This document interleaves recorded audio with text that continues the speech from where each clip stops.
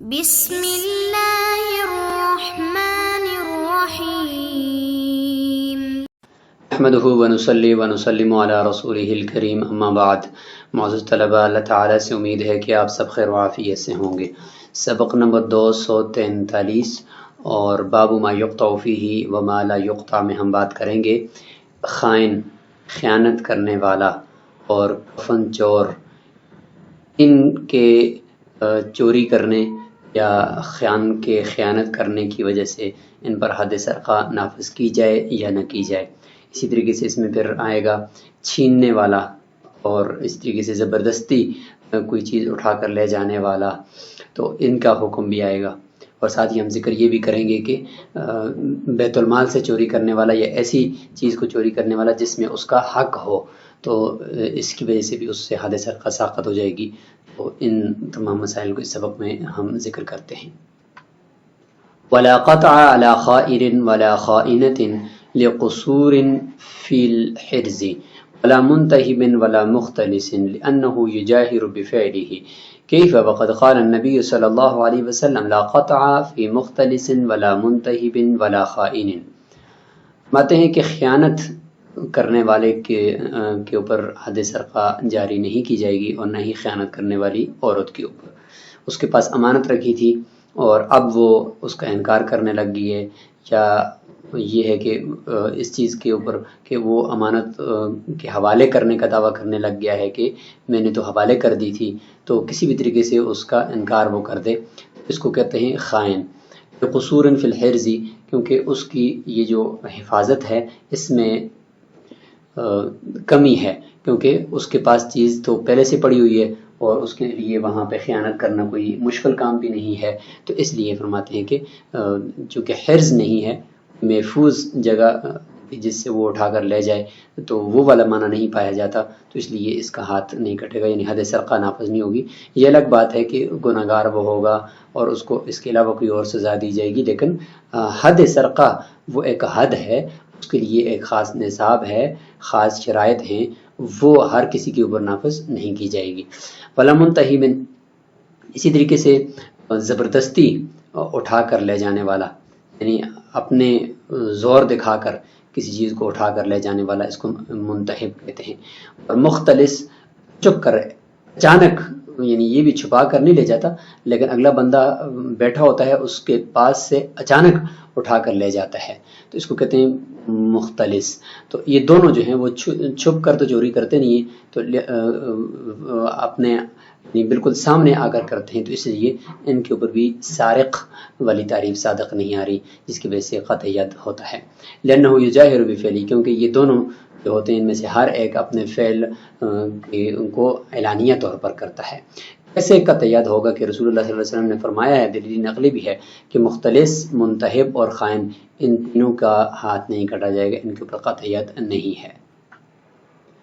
امام ترمذی نے اس کو روایت کیا ہے حضرت جابر رضی اللہ عنہ سے کہ لیس علی خائن ولا منتہب ولا مختلس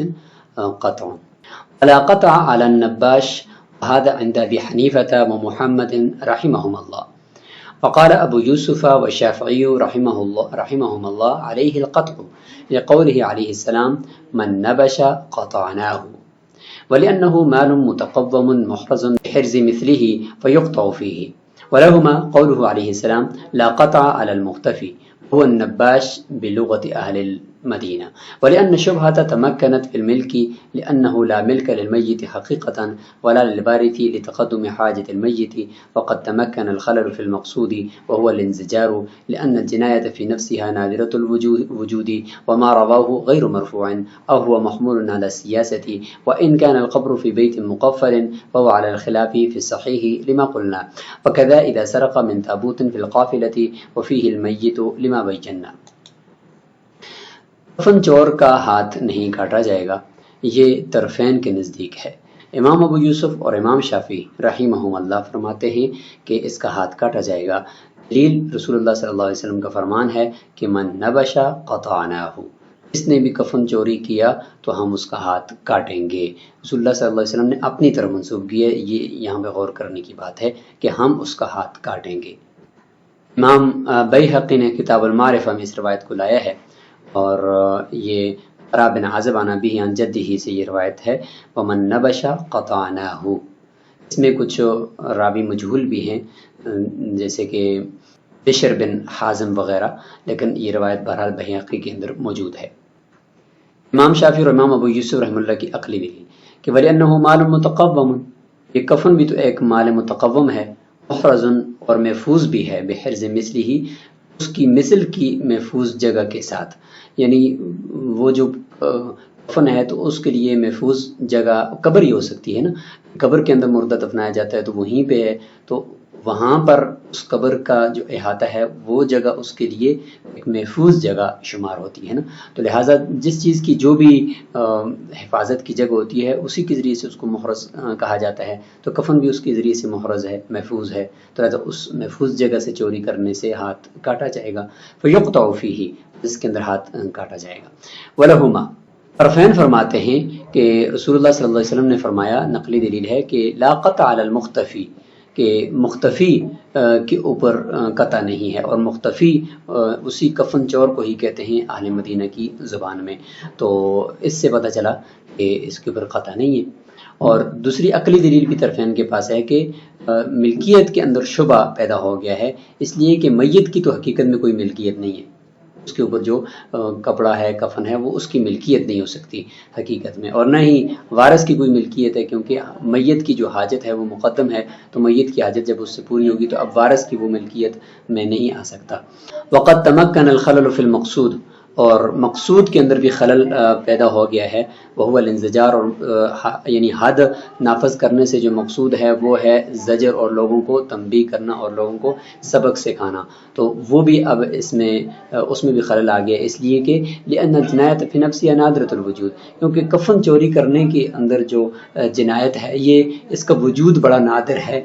کبھی کبھار ایسا کوئی واقعہ پیش آتا ہے، تو لہٰذا اس کے اندر اگر حد کو، یعنی ایسی چیز جو نادر وجود ہو، کبھی کبھار آتی ہو، تو اس کے اوپر شریعت کوئی حد مقرر نہیں کرتی، ایسی چیز کے اوپر کرتی ہے جس کا وقوع زیادہ ہو اور معاشرے کے اندر وہ تباہی کا باعث بنے، تو اس کے اندر حد نافذ کی جاتی ہے، یہ تو ہے ہی نادر ہے۔ اب آتے ہیں جی امام شافعی اور امام ابو یوسف اللہ نے جو روایت ذکر کی ہے کہ من نبش قطعناہ، فرماتے ہیں یہ روایت غیر مرفوع ہے، یہ روایت مرفوع نہیں ہے، اور یہی ہے کہ یہ محمول ہے علی السیاستی، سیاست پر محمول ہے، یعنی اس لیے تو نبی علیہ السلام نے خود اپنی طرف اس کو منسوب کیا ہے، قطعناہ، ہم اس کا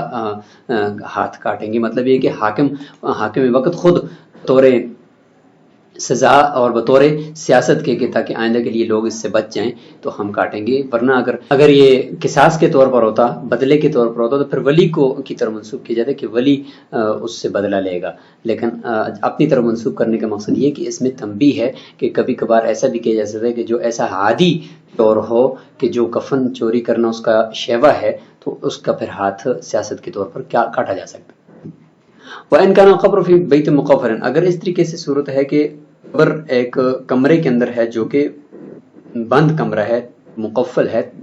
تو اس میں بھی یہی اختلاف ہے صحیح قول کے مطابق کہ طرفین کے نزدیک ہاتھ نہیں کاٹا جائے گا، کیونکہ دلیل ہمارے پاس لما قلنا، یعنی یہی دلیل، ایک تو نقلی دلیل اور یہ ایک عقلی دلیل کے ملکیت کے اندر یہاں پہ شبہ ہے۔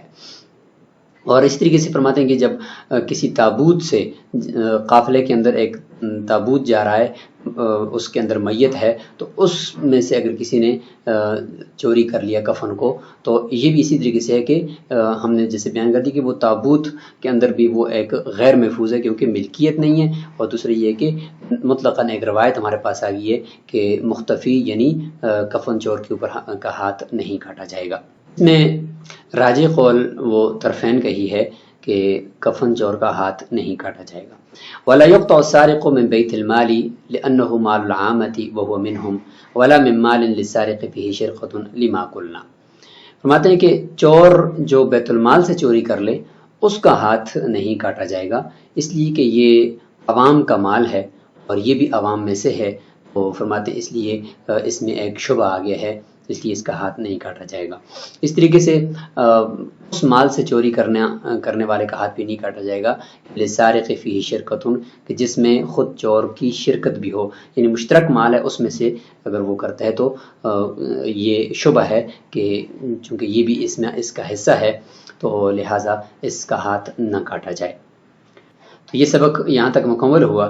اگلے سبق میں انشاءاللہ ہم اس باب کے یہ جو 10 اصول تھے ان کو ہم مکمل کر دیں گے۔ 9واں اصول یہ ہے کہ جس میں سارق کا حق ہے اس چیز کو چوری کرنے سے ہاتھ نہیں کٹے گا، تو اس کی مزید کچھ تفصیل انشاءاللہ اگلے سبق میں بھی آ رہی ہے۔ السلام علیکم ورحمۃ اللہ۔